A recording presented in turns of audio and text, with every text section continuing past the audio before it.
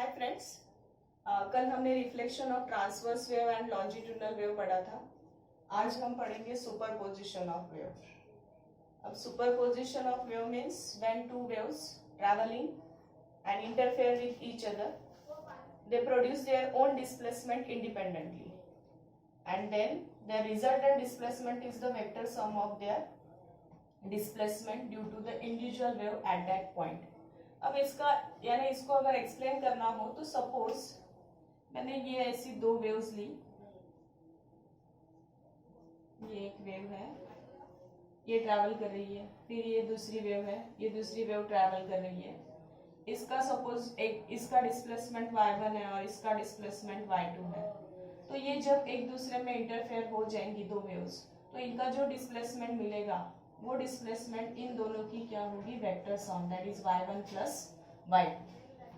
अब देखो ये जो स्टेटमेंट है ये इंपॉर्टेंट स्टेटमेंट है, 1 मार्क्स के लिए आपको ये स्टेटमेंट पूछा जा सकता है।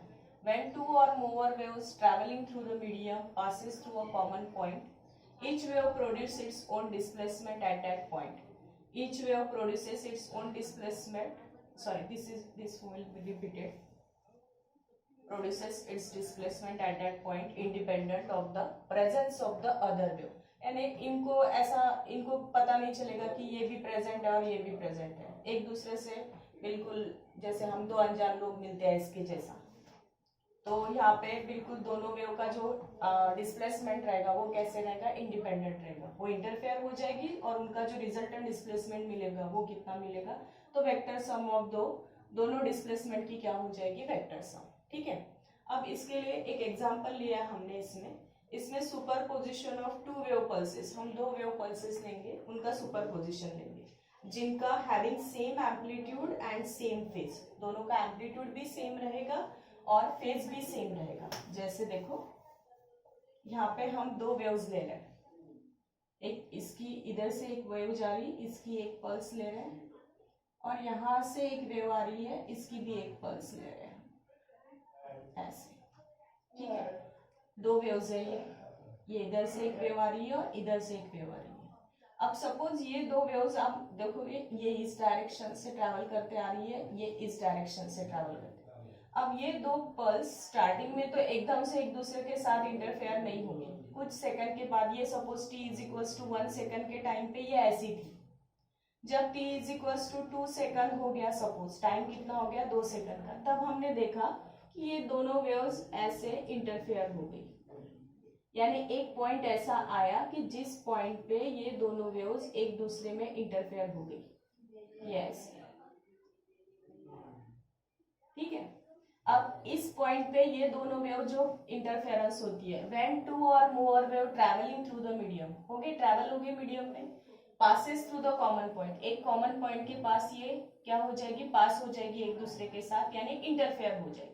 अब इंटरफेयर होने के बाद अब इसमें देखोगे तो दोनों का फेज जो है वो सेम है, there is a no phase difference, वहां पे फेज डिफरेंस नहीं है। इसलिए यानी हम ये भी बोल सकते हैं कि अगर किसी वेव की क्रेस्ट के साथ इंटरफेयर होती है या ट्रफ के साथ इंटरफेयर होती है, तो इन दैट कंडीशन वो जो इंटरफेरेंस हो जाएगा वो कौन सा इंटरफेरेंस होगा, तो कंस्ट्रक्टिव इंटरफेरेंस। यहाँ पे नो फेज डिफरेंस, यहाँ पे फेज नहीं है, यानी दोनों की दोनों इन फेज है, दोनों का फेज कैसा है, सेम है, इन फेज है। तो इन दैट कंडीशन ये एक दूसरे के साथ इंटरफेयर हो जाएगी और फिर ये अपने रास्ते इधर चली जाएगी, ये इंटरफेयर होके इधर निकल जाएगी, और ये इंटरफेयर होके ये ऐसे अपने इंडिविजुअल रास्ते से निकल जाएगी, ये ऐसे की ऐसे। यानी अगर इस पॉइंट पे इनकी जो वेक्टर सम हो जाएगी डिस्प्लेसमेंट की, वो क्या रहेगी, तो सपोज इसका डिस्प्लेसमेंट y1 और इसका डिस्प्लेसमेंट y2, तो इनका डिस्प्लेसमेंट इंटरफेयर होने के बाद इनका रिजल्टेंट डिस्प्लेसमेंट जो मिलेगा एट दैट पॉइंट पे, तो उस पॉइंट पे रिजल्टेंट डिस्प्लेसमेंट क्या हो जाए, तो vector sum of the displacement due to the individual wave at that point. ये समझ में आ रहा, स्टेटमेंट समझ में आ रहा आपको।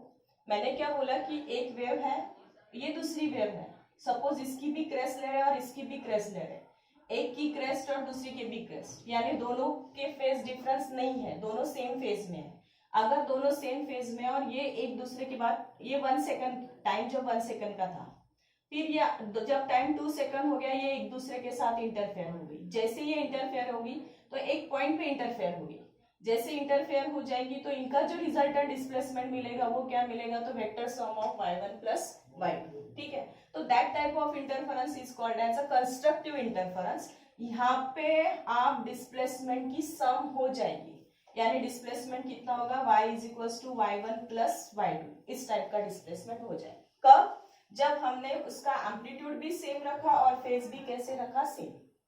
अब सेकंड इसमें हम लेते हैं कि उसका एम्पलीट्यूड सेम रखते हैं लेकिन फेज जो है वो डिफरेंट कर देते हैं, डिफरेंट फेज, ऐसा कंसेप्ट लेते हैं। यानी एक वेव की क्रेस्ट लेंगे तो दूसरे वेव की हम ट्रफ ले लेते हैं, ऐसी, इस टाइप का।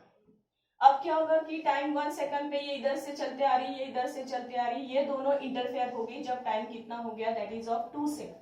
अब इसका इंटरफेरेंस कैसे होगा, अब देखोगे तो इसकी ये क्रेस्ट है और इसकी कौन सा है, तो ट्रफ है। तो इस टाइप के इंटरफेरेंस ये जब इंटरफेयर हो जाएंगी तो ये ऐसी दिखेंगी, ये इसकी क्रेस्ट और इसकी ये ट्रफ, ये दोनों मिलके ऐसी हो जाएगी। तो इनका जो रिजल्टेंट डिस्प्लेसमेंट मिलेगा वो मिलेगा आपको 0।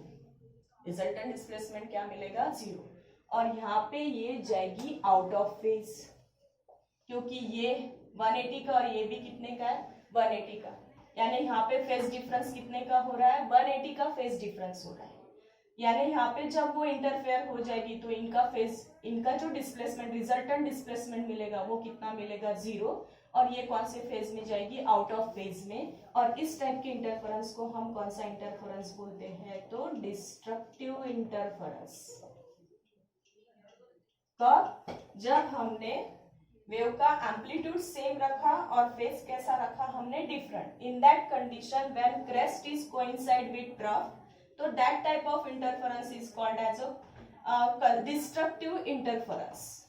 कौन सा इंटरफेरेंस बोलते हैं हम, डिस्ट्रक्टिव। और यहाँ पे ये आउट ऑफ फेज जाती है और यहाँ पे इनका रिजल्टेंट डिस्प्लेसमेंट क्या हो जाता है, 0, यानी मिनिमम हो जाता है। तो that are the two pulses when interfere with each other, superposition of two pulses when interfere with each other with the same amplitude different phase and same amplitude with same phase, ठीक है। बाकी का हम कल explain करेंगे। Thank you.